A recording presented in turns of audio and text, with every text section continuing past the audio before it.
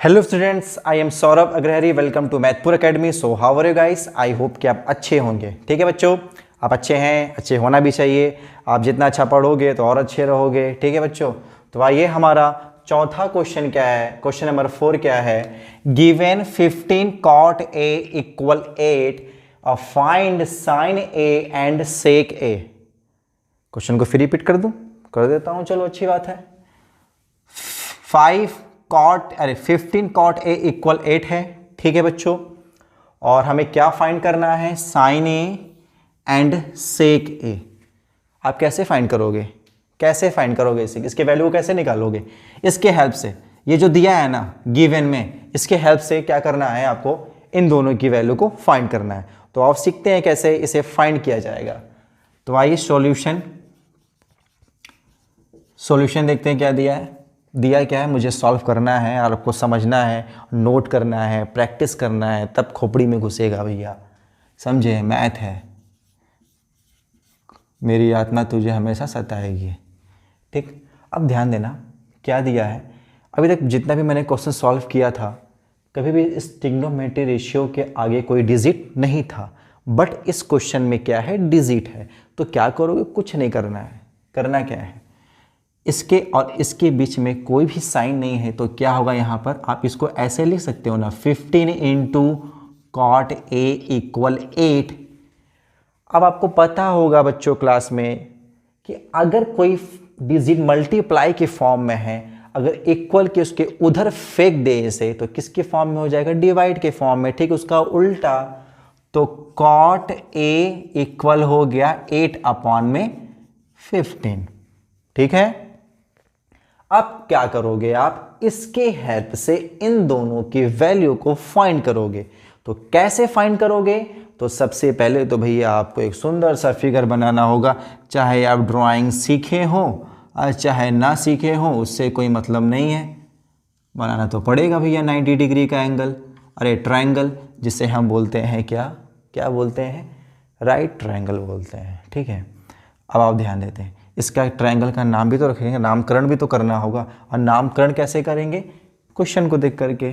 तो trigonometry ratio क्या है? cot, और इसका एंगल क्या दिया हुआ है? A। तो आप A ले लो यहाँ पर, यहाँ B ले लो, यहाँ पर C ले लो। ठीक है, तो जो हमने ये A लिया है, मैं इसे ही क्या लूँगा? रेफरेंस एंगल लूँगा। भाई रेफरेंस एंगल जब लूँगा तभी ना पता चलेगा क्या हाइपोटेनस है, क्या बेस है, क्या परपेंडिकुलर है। ठीक है, तो 90 के सामने वाला तो भैया मुंह उठा के हाइपोटेनस हमेशा होता ही है, बोलने की क्या बात है। और रेफरेंस एंगल के जो आप रेफरेंस एंगल लोगे, उसी के अकॉर्डिंग आप परपेंडिकुलर और बेस को लिखोगे। ठीक है, ये मेन होता है हमारा रेफरेंस एंगल बच्चों। ठीक है, तो इसको थोड़ा फोकस करो। रेफरेंस एंगल के सामने वाला, ऐसी आंख से देखो तो क्या दिख रहा है? साइड दिख रहा है कि नहीं? देखो दिख भी रहा है। तो इस यहाँ से देखोगे तो ये जो साइड दिखेगा रेफरेंस एंगल के सामने, वो तुम्हारा परपेंडिकुलर होगा। ठीक है, और ये जो हमारा होगा, ये हमारा क्या होगा बच्चों? बेस होगा। ठीक, ये समझ में आ गई? हाँ, और मैंने ए क्यों लिया तो बताया था भैया, क्वेश्चन में ए दिया हुआ है ना, ट्रिग्नोमेट्री के साथ ए जुड़ा हुआ है भैया, तो क्या करोगे? देना ही पड़ेगा। अब निकालते हैं वैल्यू को। निकालेंगे नहीं अभी इन दोनों वैल्यू को पहले इसमें हम रखेंगे। तो किसके सहारा से रखेंगे? किसके हेल्प से? तो लिख लो भैया, फॉर्मूला बहुत सुंदर सा है, बहुत खूबसूरत फॉर्मूला है ये। पाकिस्तान भूखा प्यासा, हिंदुस्तान हरा भरा, उसके साथ प्यार से सोना चांदी भी तोला। ठीक है, और साइन है। ठीक है, तो साइन के साथ होता है कॉसेक, और कॉस के साथ होता है सेक, और टैन के साथ होता है बच्चों कॉट। क्या होता है? कॉट। तो कॉट का क्या होगा? B P. क्या होगा? कॉट का बी और पी। अब इसका कंपेयर कर दो इससे। ठीक है, तो ऊपर क्या है? बी, तो ऊपर का जो भी वैल्यू होगा वो किसका वैल्यू होगा? बी का होगा। नीचे वाला क्या है? पी, तो ये कॉट है, इसका नीचे का वैल्यू कितना है? 15, तो वो भी पी का वैल्यू होगा तब वो। ठीक है, बी पी।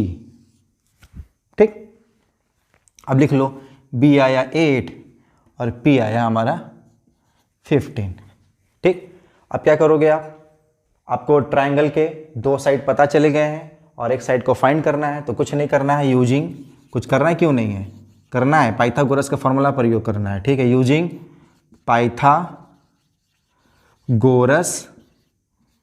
थ्योरम, तो क्या होता है, हाइपोटेनस का स्क्वायर, परपेंडिकुलर का स्क्वायर और बेस का स्क्वायर। हाइपोटेनस तो मुझे फाइंड करने हैं, परपेंडिकुलर दिया है 15 का स्क्वायर और बेस कितना दिया है 8 का स्क्वायर, ठीक है। तो आप लिख लो 15 का स्क्वायर क्या होता है 225 और 8 का स्क्वायर क्या होता है 64। हाइपोटेनस का स्क्वायर इक्वल 549 एंड 268 एंड ये 2।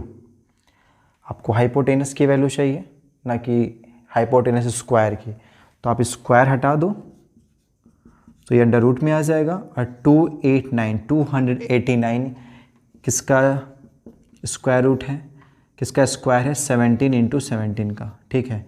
तो आप इसे लिख लो 17, कितना लिख लो 17। तो h कितना है हमारा 17 है बच्चों, ठीक है। तो ये हमें फाइंड हो गया, ये हमें पता चल गया हाइपोटेनस। अब क्या कर लो, चुपचाप आप साइन ए और सेक ए का वैल्यू फाइंड कर सकते हो, ठीक है।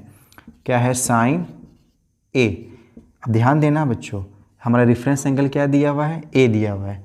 तो आप क्या करोगे, जो हमारा ये वैल्यू है इसे ही फाइंड करोगे आप परपेंडिकुलर और बेस चेंज नहीं करोगे, क्योंकि इसका भी एंगल क्या दिया हुआ है ए ही दिया हुआ है। तो साइन का क्या होगा P अपॉन में H होगा बच्चों, क्या होगा P अपॉन में H। अब तो ये आप जान गए होंगे ना, मैंने इतना सारा क्वेश्चन सॉल्व किया कि कब आपको साइड, कब परपेंडिकुलर, कब बेस चेंज करना है, कब चेंज नहीं करना है। मैंने इस क्वेश्चन में चेंज क्यों नहीं किया है, क्योंकि हमारा एंगल क्या दिया हुआ है यहाँ पर ए दिया हुआ है, तो ए के अनुसार तो यही परपेंडिकुलर हुआ, ठीक। और 90 के सामने हाइपोटेनस, जो लास्ट में बचता है वो बेस होता है, ये तो पता ही है आपको, ठीक है। तो P हमारा क्या है, परपेंडिकुलर क्या है हमारा 15 एंड हाइपोटेनस क्या है हमारा बच्चों 17। तो हमारा एक आंसर ये हो गया। दूसरा क्या है सेक ए, क्या दिया हुआ है सेक ए। सेक कहाँ पर आता है आपका, यहाँ पर आता है, क्या लिखोगे आप HB, H अपॉन में B। हाइपोटेनस क्या है बच्चों 17 एंड बेस क्या है हमारा बच्चों 8। ये हमारा हो गया आंसर, ठीक है बच्चों।